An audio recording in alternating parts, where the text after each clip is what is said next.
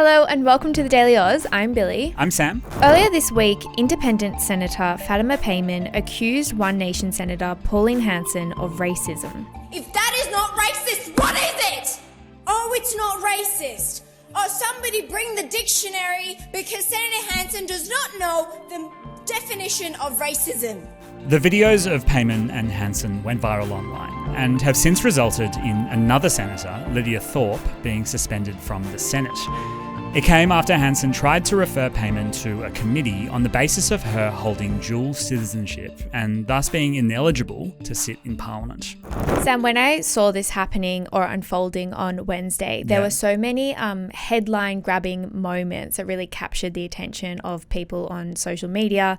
There were lots of videos of Senator Payman's response to Pauline Hanson. And what I kept thinking is that there's not a lot of context here. There is no one that is explaining why this happened and the complexities and nuances behind the debate that they were having. So we put you up to the task to look into it and give us all of the context. Can you just start by running us through what Pauline Hanson did that triggered this entire thing? I kind of liken it to we just watched the highlights of a sport game and now I'm trying to explain how the game actually got to that point. So basically what happened was that on Wednesday morning, Pauline Hanson tried to table documents in the Senate relating to another senator, Fatima Payman. And what these documents were trying to do was to question whether or not Fatima Payman was actually eligible to sit in the Senate because of her dual citizenship. And that's a pretty big claim to say that Senator Payman is not eligible to sit in Australia's parliament. Oh, it's massive. I mean, not only is it breaking the law and breaking Australia's constitution, but it can mean that she might have to go to a by-election and recontest her seat, sort out her citizenship. There's a whole lot of ramifications that can come of this. That's if she was not eligible, but we know that there isn't evidence to suggest that she's not eligible.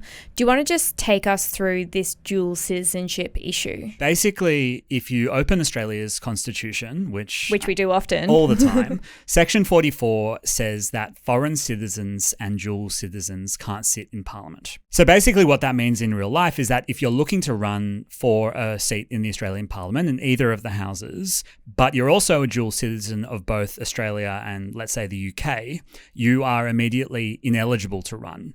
And the way that you can get around that is you can denounce your other citizenship. So you basically kind of metaphorically, but also legally, hold your passport from another country up in the air and say, I no longer want this. And a lot of parliamentarians learned this lesson the hard way around 2017, 2018, when over a dozen of them were forced to resign from Parliament because they were, in fact, dual citizens. And you're going to know some of the names of the people who are caught up in this. It's people like Katie Gallagher, it's Barnaby Joyce and Jackie Lambie. But they are parliamentarians at the moment. So how did that work? So they literally had to resign from Parliament, sort out their citizenship, and then recontest the seats at a by-election. It was called the Super Saturday by-election because there were so many of these seats that needed to kind of run again. And I just want to sit on this for a sec. So they had to resign their seats from Parliament. Then they had to denounce their citizenship. And think about how complex immigration law and citizenship law can be for all the different countries all around the world. I mean, these are people who might have had a grandparent who had citizenship in another country. They might have migrated either as a refugee or intentional migration, and they had to actively renounce it because they might have been a citizen by default. So it's not as simple as like somebody has chosen to be a dual citizen. It was quite complex. I remember it so clearly. It was like watching parliamentarians drop like flies because there were so many of them who claimed they didn't know that they had dual citizenship because, like you just said, they had inherited it or something like that. At the time, it felt like one of the biggest political stories of the year,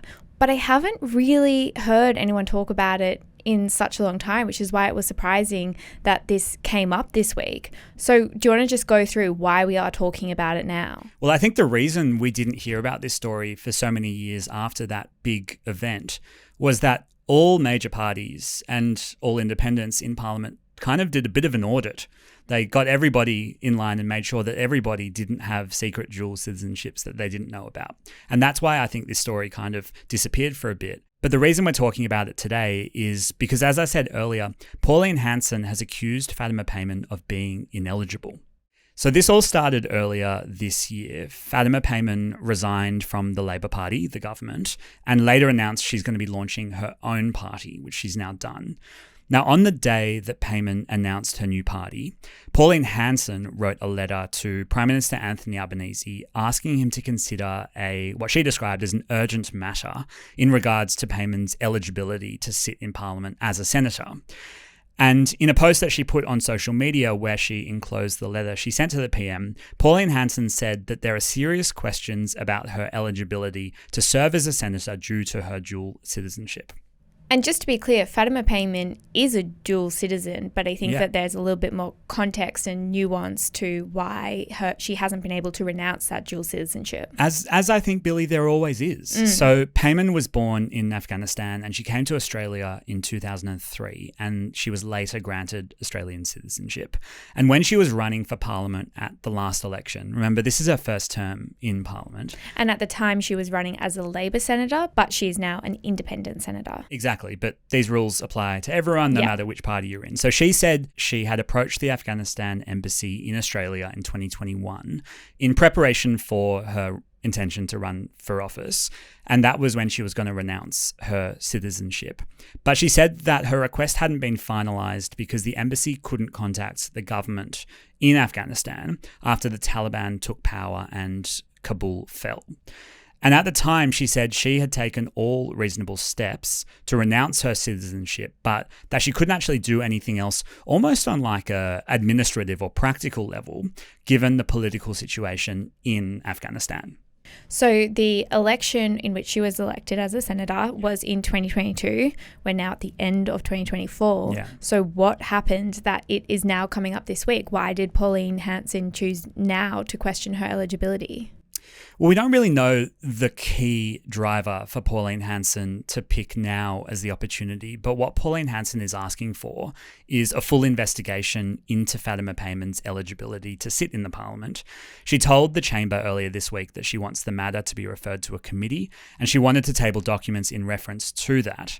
Now, Labor, being Payman's former party, they actually voted in favour of allowing Hanson to table these documents, but that should be seen as largely a procedural point. Yeah, I was watching when Katie Gallagher explained the reason for Labor voting in favour of allowing these documents to be tabled.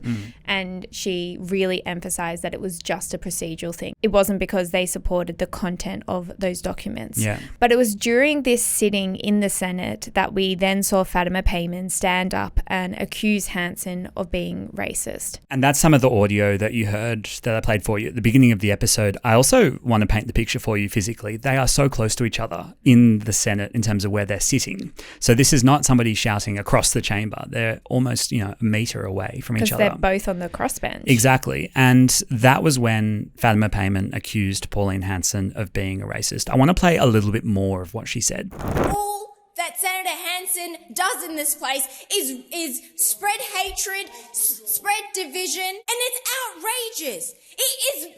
It's beyond comprehension.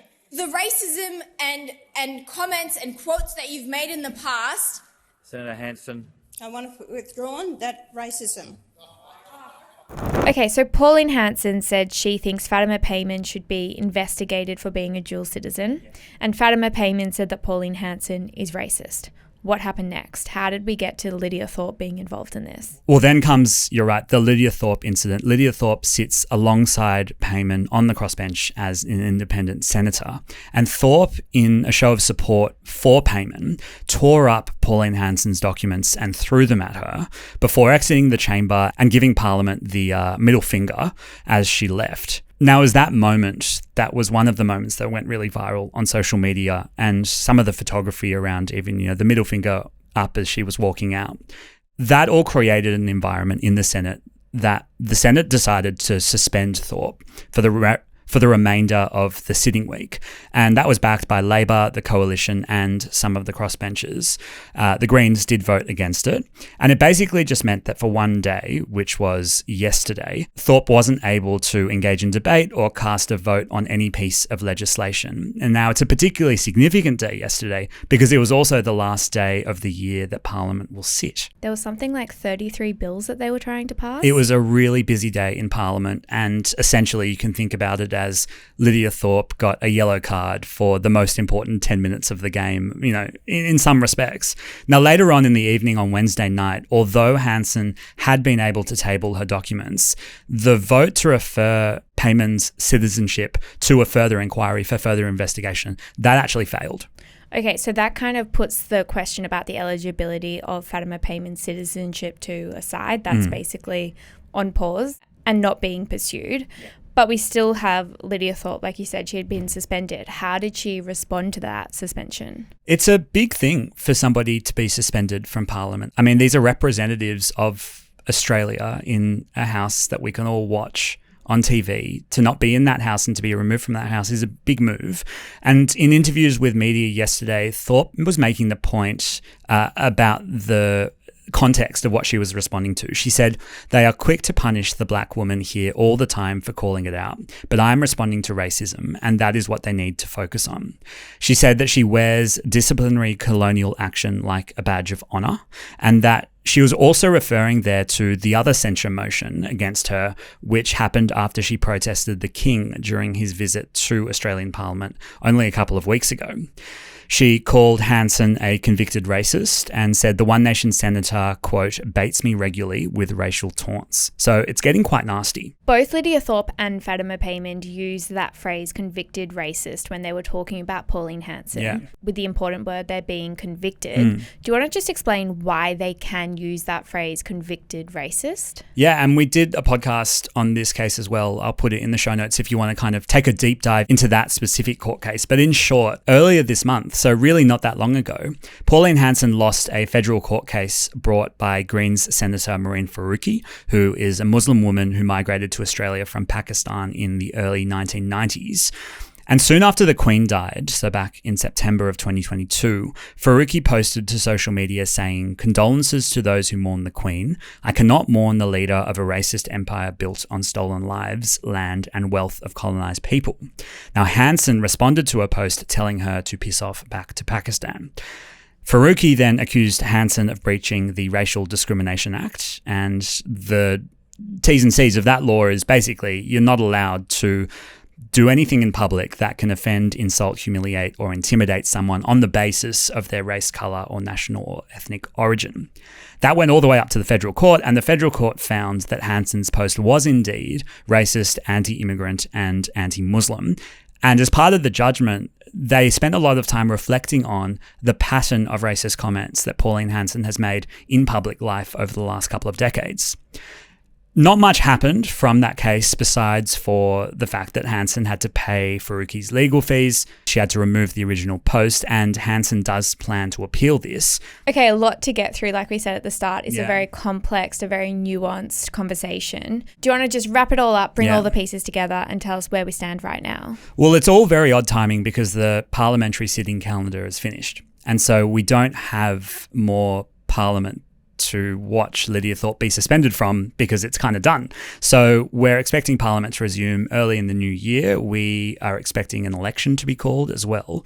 And this is going to be kind of a lasting image of the Senate for a lot of Australians. And it's a Senate that is deeply divided, not just by political lines, but it seems by racist lines as well. And it was one of those particularly dramatic chapters of Australian political history, weirdly bringing back this saga that happened in 2017, 2018. Right now, Fatima Payman's case, as we said earlier, isn't progressing to a stage of further investigation. But I'd say this is not the last we hear from the cast of characters that have been involved in this story. Sam, thank you so much for explaining it. Thanks for that, Billi. And thank you so much for listening to this episode of The Daily Aus. We are a small independent media company, and if you would like to help us grow, if you could press follow on your Spotify or Apple or whichever podcast app you are listening to, it would help us grow and help new audiences find us. Thank you so much, and we'll be back again this afternoon with your evening headlines.